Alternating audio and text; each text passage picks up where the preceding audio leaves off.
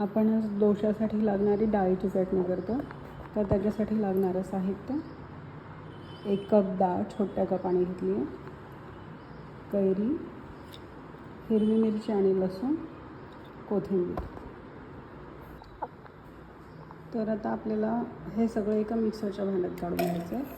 ही डाळ पाण्यातून काढून घ्यायची, कैरी, हिरवी मिरची आणि लसूण, कोथिंबीर आणि चवीपुरतं मीठ.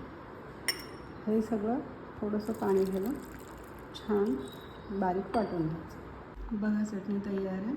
ही आपल्याला डाळ 2-3 तास पाण्यात भिजत ठेवायची आणि ही एकदम सुपर यम्मी अशी सुपर टेस्टी चटणी तयार होईल. ही तुम्ही भाजी पोळीसोबतसुद्धा खाऊ शकता. एकदा नक्की करून बघा.